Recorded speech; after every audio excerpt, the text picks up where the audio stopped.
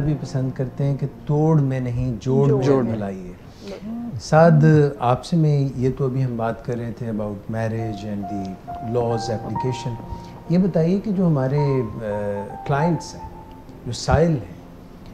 वो कैसे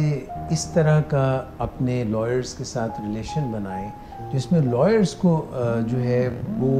इस किस्म की चीज़ हो कि वो क्लाइंट के हकूक़ का, उनके ख़्याल का, उनके प्रोटोकॉल का बहुत ख्याल रखें, क्योंकि वो भी तो अंडर ड्यूरेस और डिस्ट्रेस होते हैं। तो इस किस्म का कोई रिलेशनशिप आपने जो अभी लॉ की practice Joy of justice join करने से पहले की जो एग्जिस्टिंग है, और जैसे जैसे बड़े लॉयर्स होते हैं तो पीछे उनके भाग रहे होते हैं लोग, तो क्लाइंट को कहीं प्रॉब्लम्स का सामना होता है और उनको कैसे इंश्योर किया जाए कि इन प्रॉब्लम्स उनको निकाला जाए? सर इस तरह के बल्कि आप जिस तरह कह रहे हैं कि क्लाइंट्स क्या कर सकते हैं, हम मेरा ख्याल से कि लॉयर्स की ये ड्यूटी है कि वो अपने क्लाइंट को कंफर्टेबल एक एनवायरनमेंट दें, क्योंकि ऑलरेडी वो एक स्ट्रेस में गुजर रहा है, लिटिगेशन के थ्रू एक लंबा प्रोसीजर है,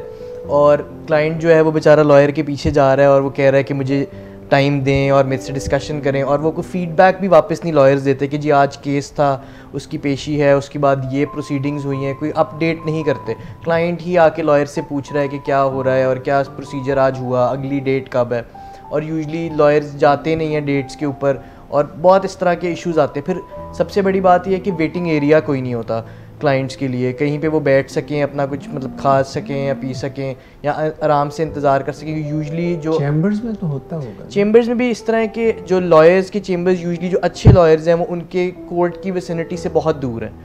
तो अगर वो वहाँ पर होते हैं तो वो उन्हें वहाँ बुला लेते हैं, तो फिर उनकी कोर्ट तक जाने की ट्रांसपोर्टेशन मैनेज उन्हें खुद करनी पड़ती है, या फिर उन्हें पता नहीं, अगर उन्हें पहले बुला लिया जाता है तो कोर्ट्स में इतनी फैसिलिटी है ऑल्दो, लेकिन उस तरह से नहीं है कि आप कहें कि वो कंफर्टेबल फील कर सकेंगे वहाँ वो बैठे हुए हैं। क्लीशेड बात है कि एड़ियाँ रगड़ रगड़ के कई साल गुजर जाते हैं, इसमें कोई हकीकत है? अनफॉर्चुनेटली कुछ लोगों को भी समझना पड़ेगा, कुछ लोगों को इस बात से होना पड़ेगा। इंसाफ के रास्ते में हर्डल दोनों तरफ से मौजूद है। एक तरफ से कोशिश हो रही होती है जल्द तय हो जाए, दूसरी तरफ से कोशिश हो रही होती है कि नहीं, इसको प्रलॉन्ग होना चाहिए। और